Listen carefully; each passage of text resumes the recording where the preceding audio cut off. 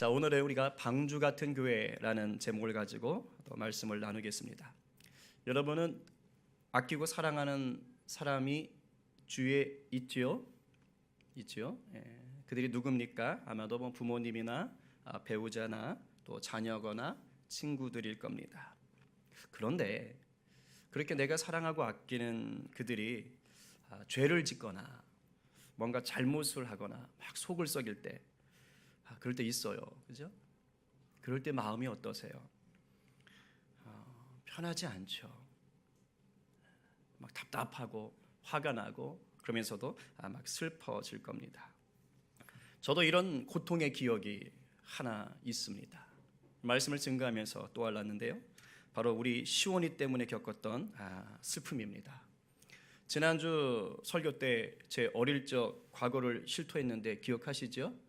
보통은 설교 내용을 다 까먹어도 이런 예화는 다 기억을 하셔서 조금 씁쓸하지만 제가 말씀드렸어요. 아버지의 바지에 돈을 훔쳤던 그 못된 과거가 있었습니다 하고 저도 미투 선언을 하지 않았습니까?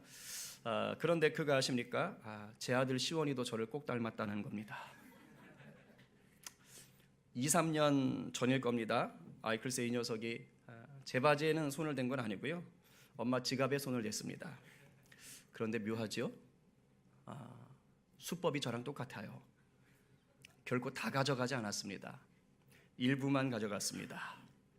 그런데 그 일부 금액이 초등학교 저학년으로서는 좀 큰 금액이었습니다. 왜 하필 저 때는 없던 5만 원권이 우리 시원이 때는 있었을까요? 불쌍한 우리 시원이. 아마 머리가 나쁜 저라면 그냥 이렇게 몇 장 빠져도 몰라요. 그냥 그러려니 하고 워낙 신경 안 쓰는데. 근데 제 아내는 기억력이 상당히 좋거든요. 엄마의 지갑에 손댄 게 아주 큰 실수였던 거였습니다. 딱 걸렸습니다. 시온이의 잘못을 보면서 화가 많이 났어요. 그런데 단순히 화만 난 게 아니었습니다. 사실 화보다는 이 마음이 더 아팠어요. 많이 슬퍼지더라고요. 아니 내 사랑하는 아들이 왜 이럴까? 나 때문인가? 이런 생각이 들었지만 내 사랑 아들이 왜 이럴까? 하는 생각이 들었어요. 그리고 그날 정말 시원이는 저한테 눈물이 쏙 빠지도록 엄청 혼났습니다. 매 맞았다는 얘기죠. 저는 오늘 이 말씀을 준비하면서 다시 그 시원이와 있었던 그때 일이 생각났습니다. 왜냐하면 하나님의 마음이 어떤지를 조금이나마 느낄 수 있었기 때문입니다. 오늘 우리가 나누게 될 노아 이야기는 익히 잘 알듯이 심판 이야기예요. 오늘 아침에 오는데 제 아내가 이제 죄 얘기가 끝났지요? 무거운 죄는 사라졌지요? 노아 이야기니까 기분 좋을 것 같아서 얘기하시더라고요. 내가 어림도 없다. 심판 이야기입니다. 심판 이야기. 하나님께서 노아의 가족 외에는요 모든 사람들을 이 홍수로 죽이신 이야기예요. 왜요? 죄 때문에. 이 11절부터 오늘 보면 13절까지를 보면 모든 인간들이 부패했고 포악하여서 온 땅에 가득했다라고 얘기합니다. 여기서 포악하다라는 말은 단순히 성격이 잔인하다라는 뜻이 아니고 그보다는 불법을 행한다 이런 뜻이 있습니다. 히브리 원어적으로 보면 그래요. 그래서 모든 인간들의 심령이 부패한 나머지 그들이 하나님을 거역하고 불순종하며 악을 행했다 이런 말입니다. 그런데 하나님은 죄와 타협하실 수가 없잖아요. 공의의 하나님이잖아요. 그래서 하나님은 할 수 없이 물로 심판을 하신다라는 이야기죠. 만약 이게 다시 현실로 일어나면 물론 하나님이 그렇게 안 한다고 약속하셨으니까 다행인데 현실로 다시 일어난다면 이것처럼 무서운 이야기가 없는 거죠. 네, 그거 아십니까? 이 하나님의 심판 속에는 하나님의 극심한 슬픔이 담겨 있는 거예요. 오늘 읽었던 본문 앞에 6절에 보면 이런 구절이 있습니다. 땅 위에 사람 지으셨음을 한탄하사 마음에 근심하시고. 하나님이 지금 한탄하고 근심하시는 거예요. 여기에서 마음에 근심하셨다라는 말이 히브리 원어로 슬퍼하셨다, 마음이 아파서 눈물을 흘렸다, 감정이 상했다 이런 뜻입니다. 왜 슬퍼하셨을까요? 아니, 지금 물로 심판을 할 정도로 죄가 극심한 자들 아닙니까? 그런 자들을 왜 하나님이 지금 심판을 앞두고 슬퍼하셨냐 이겁니다. 그것은 다름 아니라 하나님과의 특별한 관계 때문입니다. 그 인간들이 누구예요? 바로 하나님 자신의 형상으로 빚어놓은 특별한 피조물입니다. 하나님이 각별히 사랑해서 하나님의 일을 위임해준 대리자였던 겁니다. 저 역시 시온이 일로 이 하나님의 마음을 알아버린 거죠. 시온이가 누굽니까? 컴퓨터 하시는 분들은 알겠지만 저를 컨트롤 C 해서 눌러서 컨트롤 V로 마무리한 게 시온이잖아요.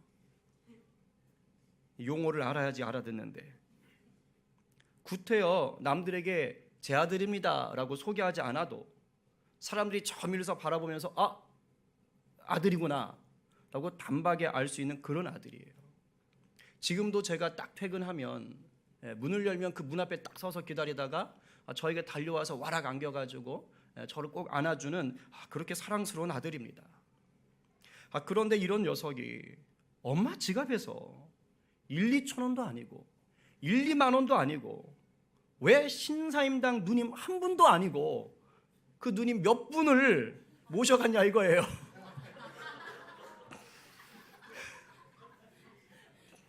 그러니 어떻게 슬퍼하며 눈물을 흘리지 않을 수 있겠습니까?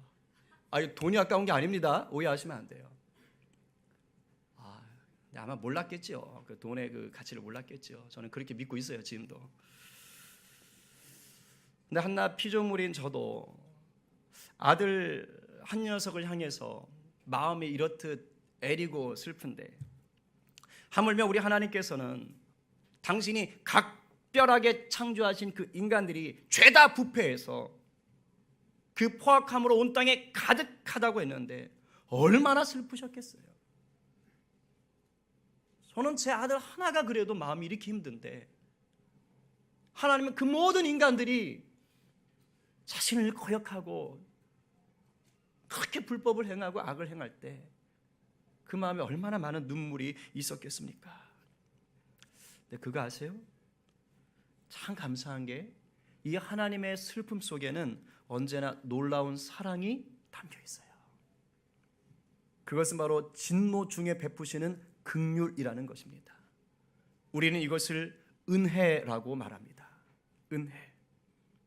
하나님께서는 모든 인간들을 다 멸하시려는 그 심판 계획 속에서 오직 한 사람에게 은혜를 베푸십니다. 그게 누굽니까? 누구예요? 알면서 얘기 안 하시는 거죠? 노아지요.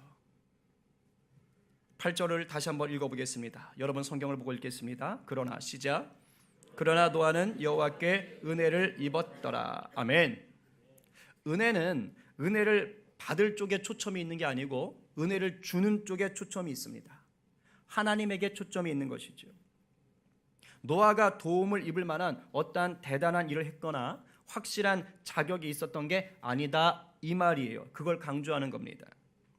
은혜라는 것은 하나님께서 자신의 뜻에 따라서 노아를 선택했다라는 말입니다.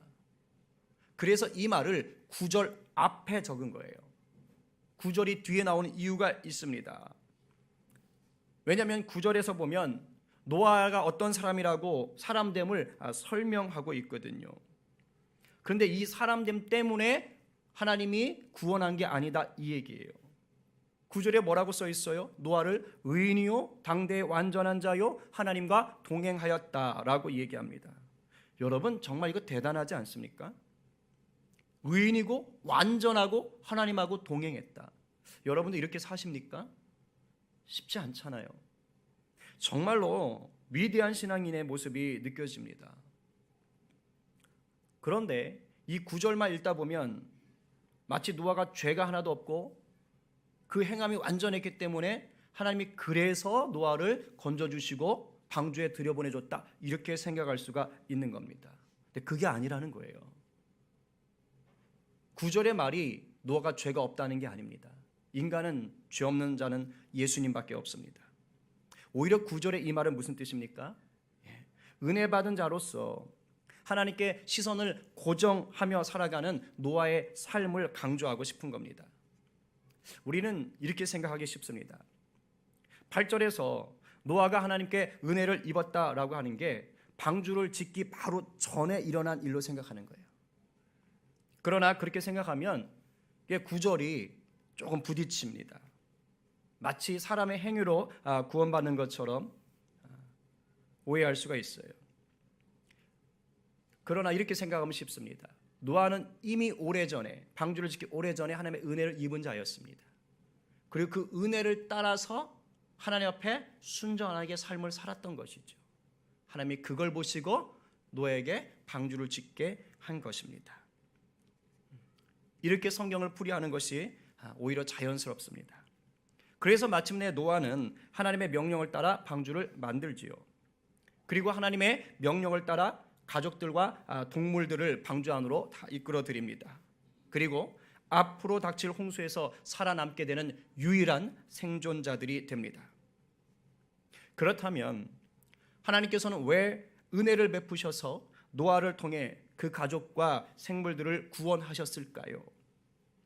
단순히 홍수에 빠져 죽지 않게 하시려는 게 목적이었을까요?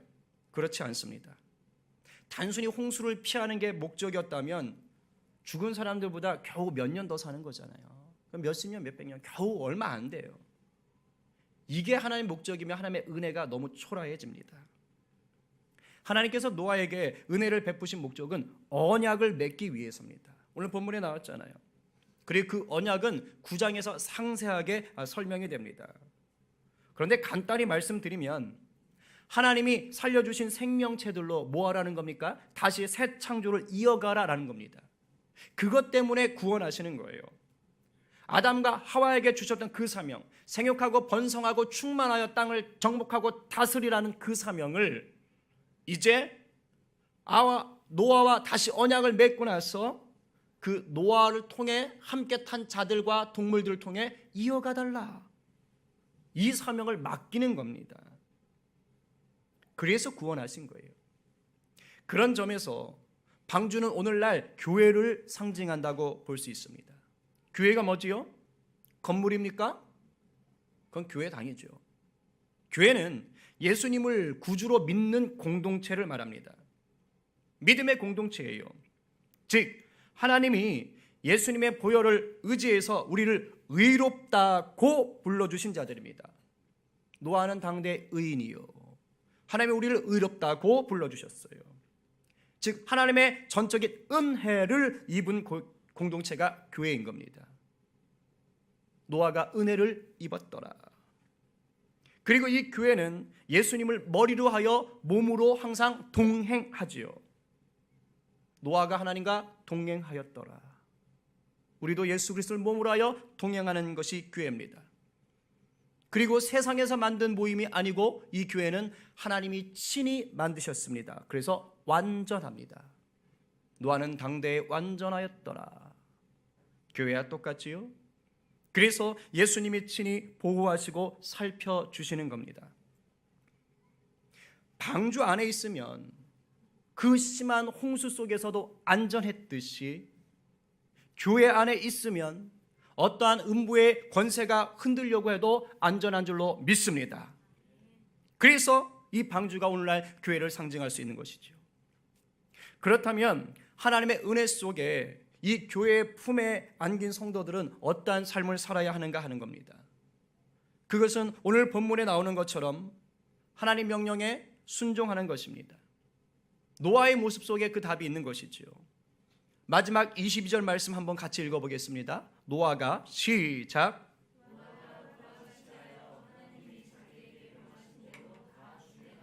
네, 여기서 준행했다라는 말은 히브리어로 아싸입니다. 아싸. 청년들이 좋아하는데 저희 청년부 이름이 아싸입니다. 바로 이 단어를 사용한 겁니다. 이 아싸라는 단어는 일하다, 행하다, 만들다 이런 의미가 있어요. 그러니까 노아가 하나님의 명령하신 대로 행했다, 하나님의 명령하신 대로 만들었다, 이런 뜻을 가지고 있는 것이죠. 우리 청년들도 그렇게 살겠다고 그 이름을 붙여놓은 것입니다. 결국 하나님의 뜻을 이뤄가는 교회의 특징이 뭐라는 겁니까? 하나님 말씀에 순종하는 거다라는 거예요.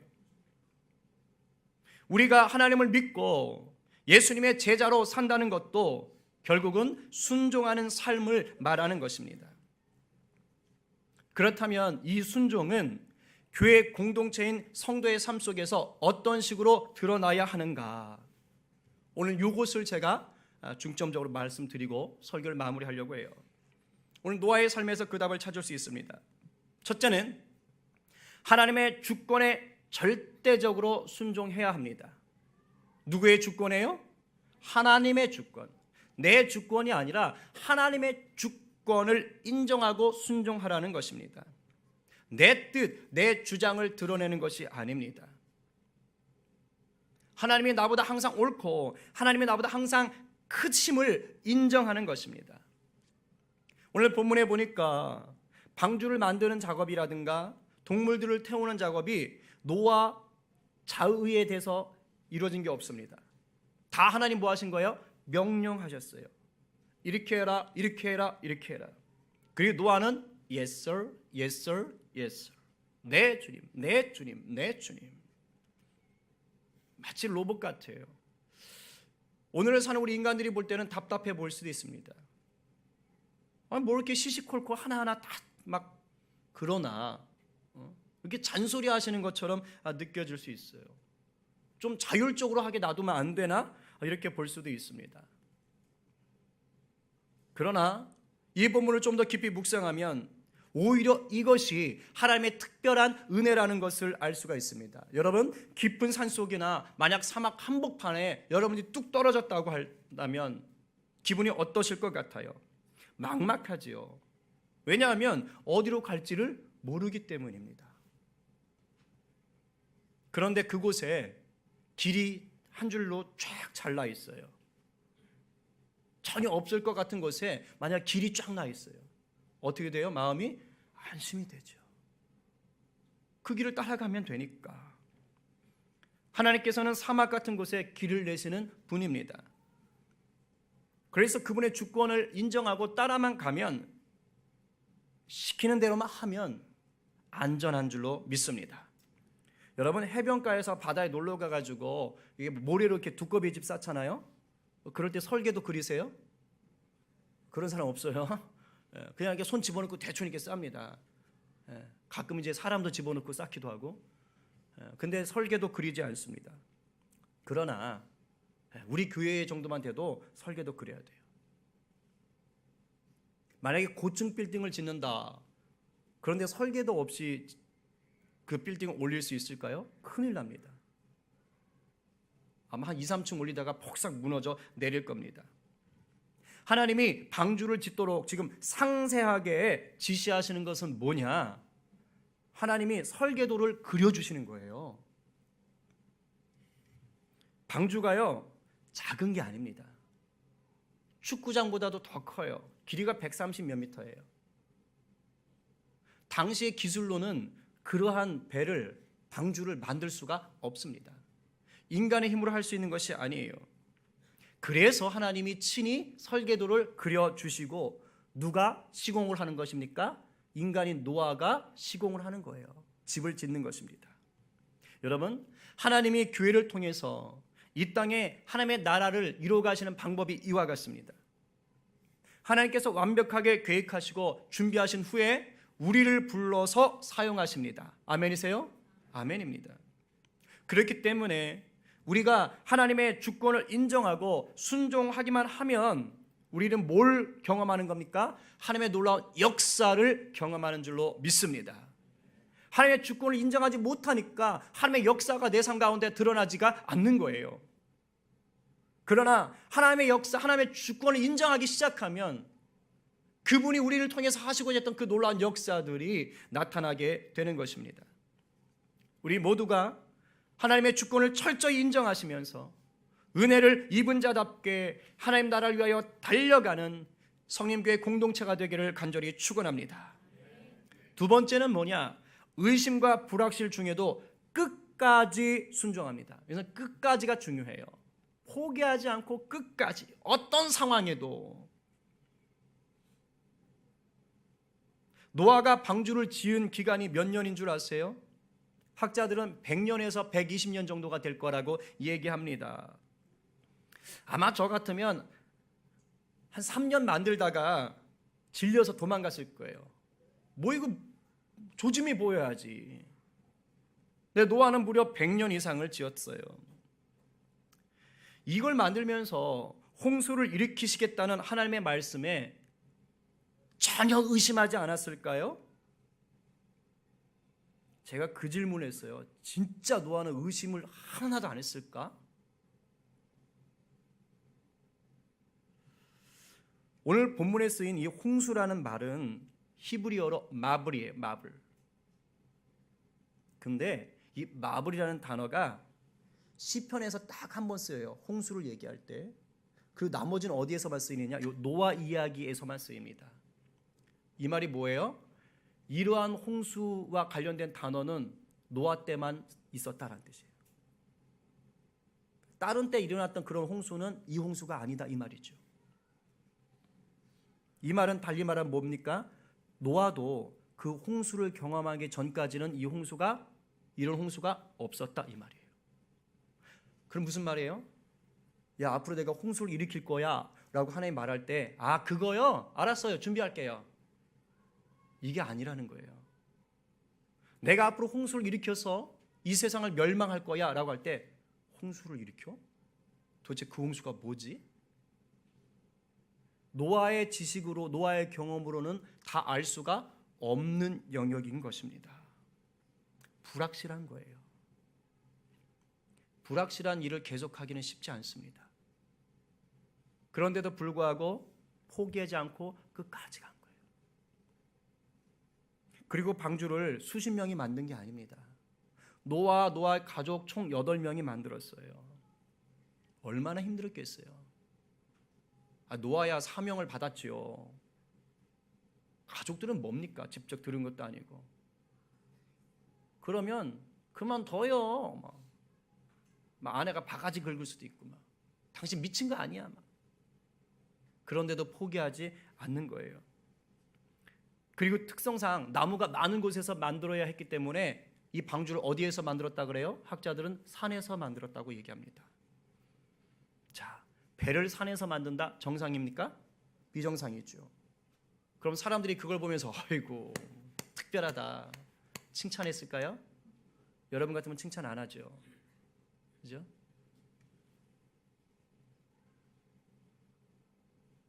가끔 나무 방주 만들다가 밑에 내려오겠죠. 물건 사러 오고 먹을 거 사러 오고. 그럼 저 정신병자 왔네 저거. 약 올렸을 거예요. 비난했을 거예요. 노아의 마음이 편치 않았을 겁니다. 불편했을 거예요. 내가 뭐 한다고 이런 욕을 얻어먹으면서까지 이걸 해야 되지? 이런 생각이 왜 없었겠습니까? 그런데 노아는 포기하지 않았어요. 그 긴 세월을 묵묵하게 견디면서 그러면서 만들었어요. 우리가 신앙생활 할 때 그렇잖아요. 다 여러분들이 막 확신 100%여서 살아갑니까? 아니잖아요. 하나님의 약속은 받았어요. 내가 너를 위로할게. 내가 너를 사랑한다. 내가 네 진로를 책임져 줄게. 네 가족 복음화 내가 해줄게. 막 기도할 때 하나님의 그런 응답을 주셨어요. 근데 내가 원하는 때 그게 이루어지느냐 이 말이에요. 아니잖아요. 하나님의 마음은 주셨지만 내 생각과 다를 때가 너무도 많아요. 그 약속이 언제 이루어질지 도대체 기미조차 보이지 않을 때도 많습니다. 우리 신앙생활이 이런 거예요. 교회는 또 어때요? 세상 사람들이 얼마나 요즘 교회를 조롱하고 비난합니까? 와, 정말 이러면 교회가 세상에 소망될 수 있을까 하는 의심이 들 정도입니다. 교회가 나름대로 열심히 막 전도도 하고 구원의 방주가 되어보려고 몸부림치는데 그 열매가 너무도 적어요. 막 전도하면 정착 안 하고 막 떠나가는 사람들도 너무 많아요. 이러면 낙심이 많이 되죠. 그런데 진짜 순종은 뭐냐? 그래도 포기하지 않고 묵묵히 믿음을 지켜내는 거예요. 갈라디아서 6장 9절에 아주 귀한 말씀이 있습니다. 우리 스크린 보면서 함께 큰 소리로 읽어보겠습니다. 시작. 우리가 선을 행하되 낙심하지 말지니 포기하지 아니하면 때가 이름에 거두리라. 아멘. 아멘. 아멘. 아멘. 저 자세가 필요한 거예요. 그러니까 우리가 순종한다고 할 때는 저기까지 가야 되는 거예요. 우리 성림교회 어려운 시절 있었잖아요. 그래도 주님이 일하실 것을 믿고 버텼잖아요. 근데 어려운 시절 겪으면서 괜찮아 이 정도쯤이야 이러셨어요? 아니잖아요. 야 이러다 이거 어떡하나, 이거 과연 좋은 날이 올까, 그런 걱정하시면서도 눈물로 기도하셨던 거 아니에요? 제가 어제 은혜로운 얘기를 들었어요. 어제 고기 구워 먹다 불판 깨졌잖아요. 어떻게 그렇게 두꺼운 게 깨져요? 그렇죠? 근데 그거를 버릴 줄 알았는데 안 버리고 다시 이렇게 밑에다가 그 앵글 걸 대가지고 그걸 다시 이렇게 맞춰가지고 잘 먹었더라고요. 근데 제 아내가 그걸 보면서 그러는 거예요. 야, 우리 성림교회 같다. 한때 막 너무 어려움을 겪어서 다 깨질 것 같이 이래 이제 망하나 보다. 이런 눈물을 많이 겪으셨는데 하나님 우리를 안 버리시네. 그걸 다시 다 이렇게 해가지고 김성희 집사님 그냥도 안 올려요. 딱 일을 맞추시려고 그냥 탁탁탁 해가지고 원 상태로 쫙 하고 막 임문 집사님 밑에 된 걸 쫙 받쳐가지고 꼼짝도 못하게 오히려 처음 상태보다 더 튼튼하게 만드시고, 깨진 자국은 있는데 여전히 그것이 딱 맞아 들어가서 아주 예쁜 모자이크처럼 된 거예요. 그리고 그 위에다가 잘 구워 먹었잖아요.